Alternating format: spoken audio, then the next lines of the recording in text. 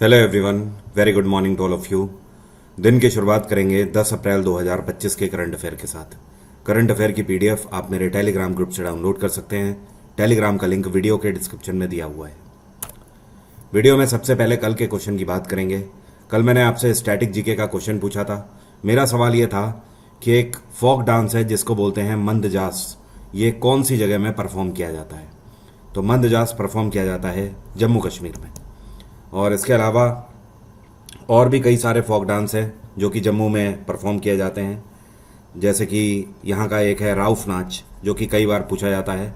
एक यहाँ पर हैकत नाच भी चलता है और दंड नाच भी चलता है यहाँ पर। तो इस तरीके से काफ़ी सारे फोक डांस हैं जो कि आप यहाँ पर ध्यान रखिए, जेएनके के लगातार आपसे पूछे जाते हैं। स्टैटिक जीके में आप किसी भी तरीके की कोई भी समस्या फेस कर रहे हैं तो मैं आपको डेली याद दिलाता हूँ। आप जाकर रिव्यूज़ भी देख सकते हैं अमेज़ॉन पे। आप अमेज़ॉन से ऑर्डर कर सकते हैं मेरी इस स्टैटिक जीके की बुक को।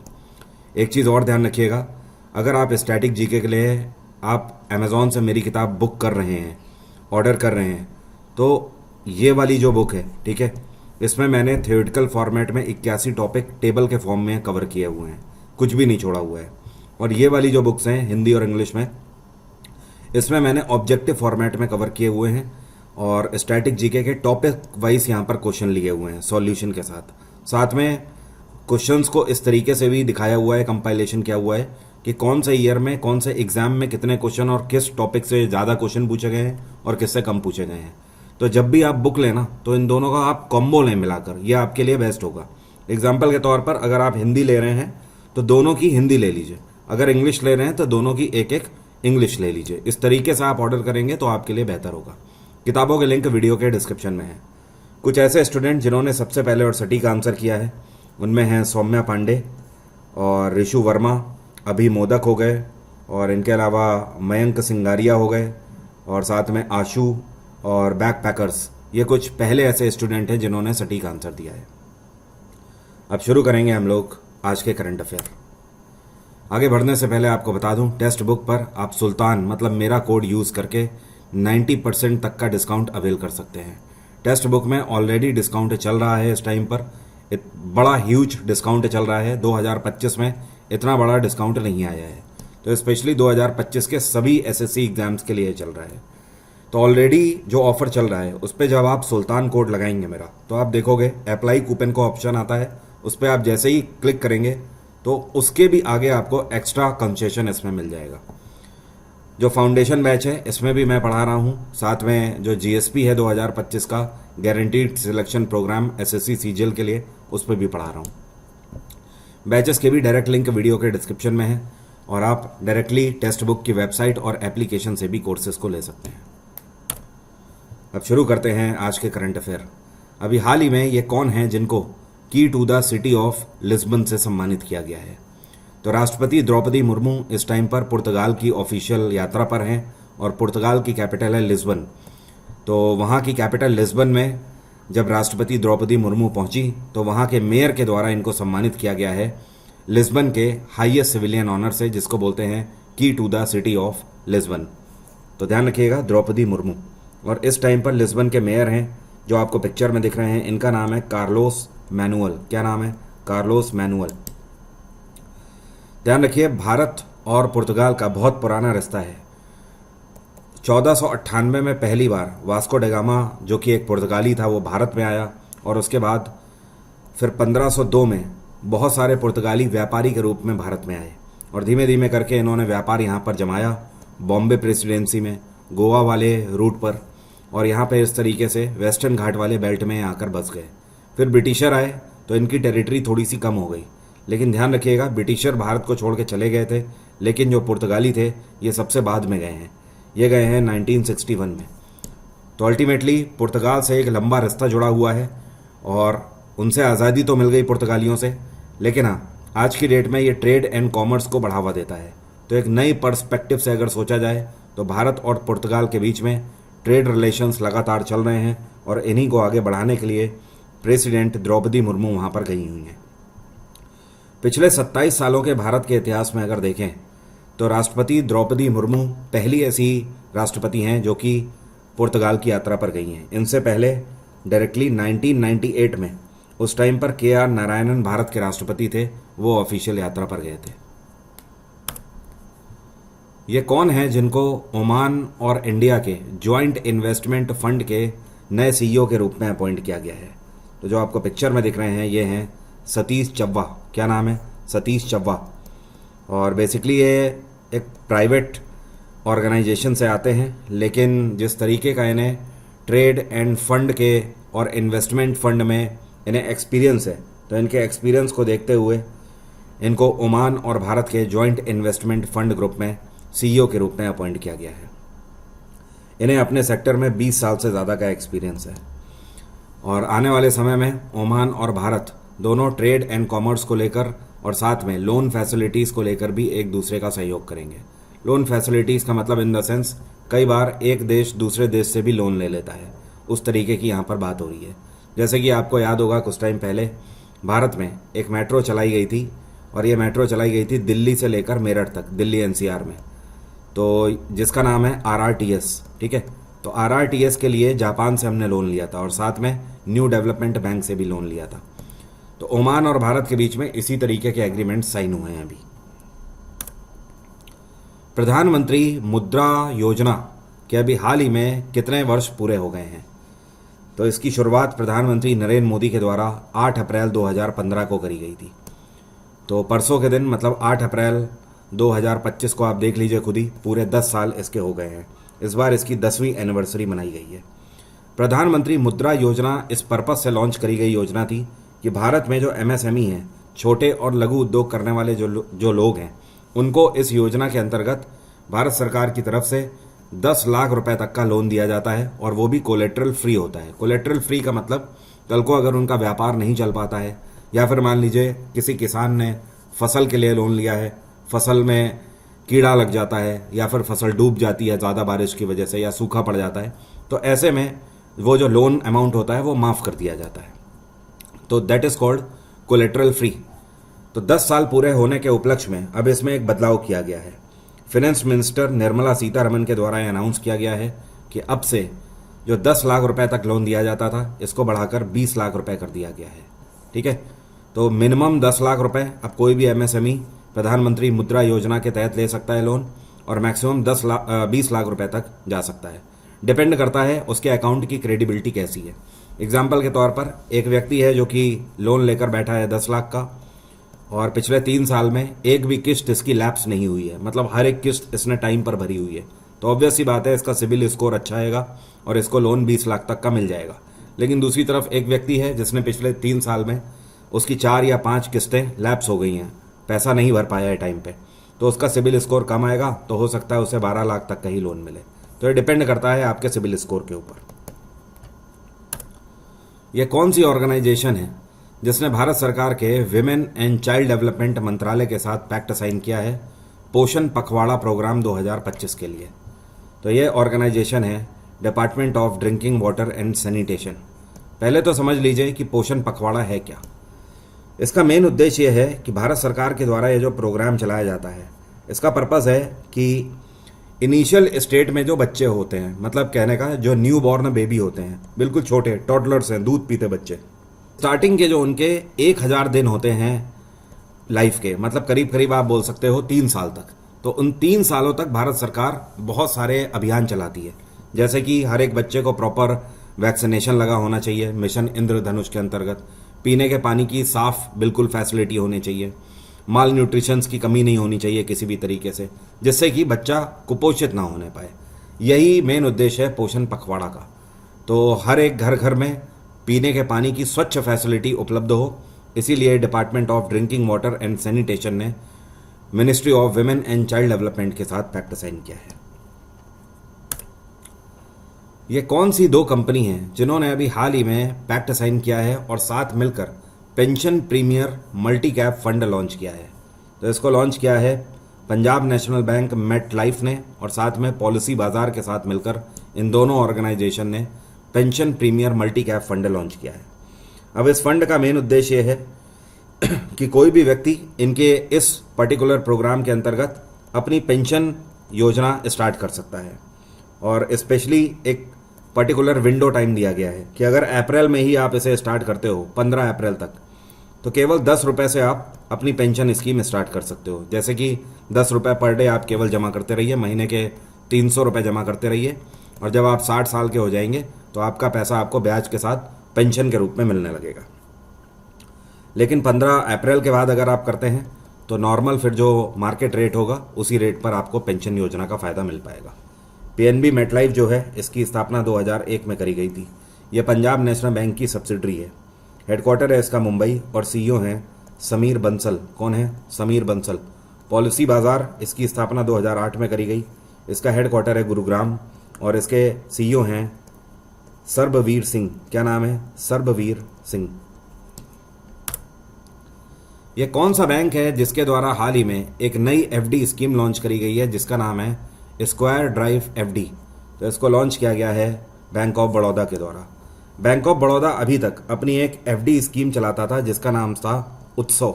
अब उत्सव को इन्होंने बंद कर दिया है और उसकी जगह पर स्क्वायर ड्राइव नाम की एक नई एफडी लॉन्च करी है। अब देखिए इसमें कई सारे क्लॉज हैं। इसमें क्लॉज ये है कि नॉर्मली जो rate of interest fixed deposit पर मिलता है, बैंक ऑफ बड़ौदा की गारंटी है कि उससे ज़्यादा ये आपको इंटरेस्ट देंगे अगर आप इनके यहाँ पर एफडी कराते हो तो। लेकिन यहाँ पर 3 क्लॉज हैं। अगर आपकी उम्र 60 साल से कम है, ठीक है, तो इस केस में क्या है, आपको जो रेट ऑफ इंटरेस्ट मिलेगा वो 7.15% मिलेगा। अगर 60 साल से ज़्यादा है, ठीक है, तो इस केस में आपको मिलेगा 7.65% रेट ऑफ इंटरेस्ट, ठीक है। और अगर 80 साल से ज़्यादा है आपकी एज, तो इस केस में आपको मिलेगा 7.75%। तो अल्टीमेटली बोल सकते हो नॉर्मली अगर आप इनका प्लान लेते हो एफडी का तो 7.15% इंटरेस्ट मिलेगा। अगर आप सीनियर सिटीजन है, मतलब 60 साल से उम्र ज़्यादा है, तो 7.65% ब्याज मिलेगा। और अगर सुपर सीनियर सिटीजन है, मतलब 80 साल से उम्र ज़्यादा है, तो 7.75%, मतलब 7.25% का ब्याज आपको मिलेगा। और तीनों में ड्यूरेशन एक ही है, 444 दिन की एफडी आपको करानी होगी, तब आप इसका फ़ायदा ले सकते हैं। बैंक ऑफ बड़ौदा की स्थापना 1908 में करी गई थी। इसका हेडक्वार्टर है वडोदरा और इसके सीईओ हैं देबदत्त चंद। क्या नाम है? देबदत्त चंद। ये कौन से क्रिकेटर हैं जो कि पहले ऐसे भारतीय क्रिकेटर बन गए हैं जिन्होंने T20 क्रिकेट में 13,000 रन का माइलस्टोन टच कर लिया है? तो T20 फॉर्मेट में 13,000 रन बनाने वाले इकलौते भारतीय खिलाड़ी बन गए हैं the one and only Virat Kohli. और मोस्ट कंसिस्टेंट परफॉर्मर हैं, आपको पता ही है। और अभी हाल ही में IPL जो चल रहा है, इसमें RCB का जो मैच था मुंबई इंडियंस के खिलाफ, उसमें इन्होंने वानखेड़े स्टेडियम में मुंबई के 13,000 रन का माइलस्टोन टच किया है। विराट कोहली अगर ओवरसीज़ में बात करें तो ओवरसीज़ में 5वें नंबर के खिलाड़ी हैं जिन्होंने ये कारनामा किया है। इनसे पहले 4 और खिलाड़ी हैं जो कि 13,000 रन का माइलस्टोन तय कर चुके हैं। नंबर 1 पे हैं क्रिस गेल, दूसरे नंबर पे जो हैं ये हैं एलेक्स हेल्स। एलेक्स हेल्स कौन से देश के हैं? तो ये इंग्लैंड के खिलाड़ी हैं। तीसरे नंबर पे जो हैं ये पाकिस्तान के हैं शोएब मलिक, 13,557 रन बनाए हुए हैं इन्होंने। और चौथे नंबर पे जो हैं ये हैं एक वेस्ट इंडीज़ के खिलाड़ी किरण पोलार्ड, इन्होंने भी 13,500 कुछ रन बनाए हुए हैं। ओवरऑल किसके कितने रन हैं और कौन कौन से नाम हैं वो सब प्रॉपर मैंने PDF में दे दिए हैं, तो आप वहाँ से एक बार ज़रूर देख लीजिएगा। ध्यान रखिए PDF एक बार ज़रूर आप डेली देख लिया करिए। हाल ही में फैसला लिया गया है कि RBI के गवर्नर संजय मल्होत्रा के जो साइन होंगे ये कौन से 2 और नोटों पर होंगे। तो आपको बता दूं 2 महीने पहले RBI गवर्नर संजय मल्होत्रा के जो साइन थे वो हुए थे 100 रुपये और 200 रुपये के नोट्स पर, तो उन पर तो हो चुके। अब एक नया फैसला लिया गया है मिनिस्ट्री ऑफ फाइनेंस की तरफ से कि 10 रुपये और 500 रुपये के जो नोट हैं वो भी अब जो नए जारी किए जाएंगे उसमें संजय मल्होत्रा के साइन होंगे। संजय मल्होत्रा अभी 3 महीने पहले ही RBI के नए गवर्नर बने हैं और ये 26वें गवर्नर हैं रिजर्व बैंक ऑफ इंडिया के। इन्होंने शक्तिकांत दास की जगह ली है। शक्तिकांत दास ने अपना सफल पूरा टेन्योर किया है और साथ में इनका टेन्योर 1 साल के लिए एक्सटेंड भी किया गया था। तो ओवरऑल 6 साल सर्व करने के बाद ये रिटायर हुए थे दिसंबर के महीने में, और अब संजय मल्होत्रा RBI को संभाल रहे हैं एज अ गवर्नर। क्या बता सकते हो ये इंडियन करेंसी का कौन सा नोट होता है जिसपे RBI गवर्नर के साइन नहीं होते हैं बल्कि फाइनेंस सेक्रेटरी के साइन होते हैं? कमेंट बॉक्स में लिखकर बताइए जरा। यह कौन से राज्य का स्कूल एजुकेशन बोर्ड है जिसके द्वारा 3 लैंग्वेज फॉर्मूला लॉन्च किया गया है क्लास 9th और 10th के स्टूडेंट्स के लिए? 2025 से अब इसकी शुरुआत हो जाएगी। तो यह है हरियाणा का स्कूल एजुकेशन बोर्ड। हरियाणा के मुख्यमंत्री नायाब सिंह सैनी के द्वारा यह अनाउंस किया गया है कि अब से चाहे गवर्नमेंट स्कूल हो हरियाणा के अंदर, चाहे प्राइवेट स्कूल हो, क्लास 9th के जो और 10th के जो स्टूडेंट होंगे इनके पास 3 लैंग्वेजेस पढ़ने को होंगी। हिंदी और इंग्लिश, ये 2 ऐसी भाषाएं हैं जो कि हर एक स्टूडेंट को पढ़नी कंपलसरी होंगी। अब इसके अलावा जो तीसरी लैंग्वेज की भाषा होगी उसमें आपको ऑप्शन दिए जाएंगे, वो ऑप्शनल है। तो उसमें 3 ऑप्शन दिए गए हैं, एक तो है संस्कृत, दूसरा है उर्दू और तीसरी है पंजाबी भाषा। तो इन तीनों में से स्टूडेंट कोई भी एक ले सकता है। तो 2 भाषा हो गई, हिंदी और इंग्लिश, और तीसरी इनमें से कोई एक हो जाएगी। तभी इस प्रोग्राम का नाम रखा गया है 3 लैंग्वेज फॉर्मूला क्लास। ठीक है। और हरियाणा में गवर्नर कौन है? ये हैं बंडारू दत्तात्रेय। ये कौन सा देश है जिसके द्वारा यूनाइटेड नेशंस में COP30 की जो मीटिंग है इसमें ग्लोबल क्लाइमेट एक्शन काउंसिल के लिए प्रपोजल दिया गया है? तो ये है ब्राज़ील।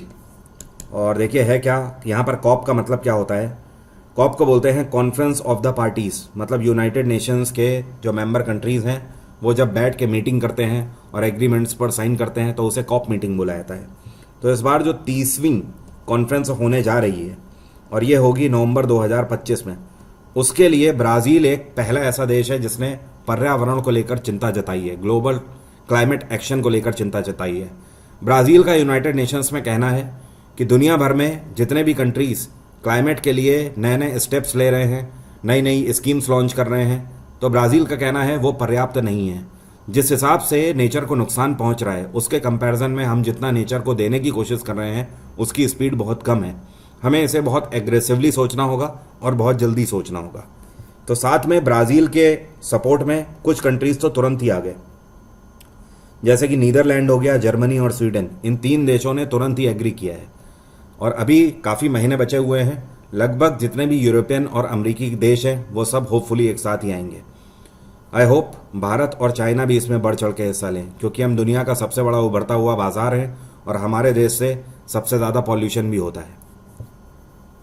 ब्राज़ील की कैपिटल क्या है? इसको बोलते हैं ब्राज़ीलिया। और ब्राज़ील के प्रेसिडेंट इस टाइम पे कौन है?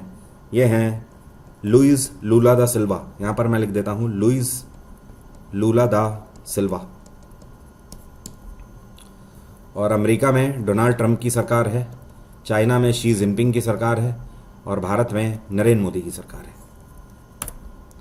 ये कौन सी राज्य सरकार है जिसके द्वारा अनाउंस किया गया है कि जो रिटायर्ड अग्निवीर होंगे उनको राज्य में पुलिस की भर्ती में 20% का आरक्षण दिया जाएगा?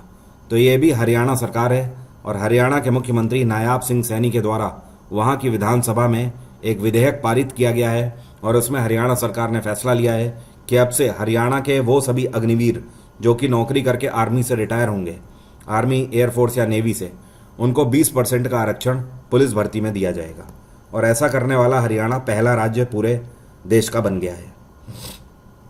इतना ही नहीं, कुछ और पहलुओं पर भी बात करी गई है, जैसे कि कोई अग्निवीर अगर पुलिस में नहीं आना चाहता है और मान लीजिए किसी प्राइवेट कंपनी में जाकर सिक्योरिटी की नौकरी करना चाहता है, तो अगर वो गन के लाइसेंस के लिए अप्लाई करता है तो उसका गन का लाइसेंस प्रायोरिटी पर बनाया जाएगा।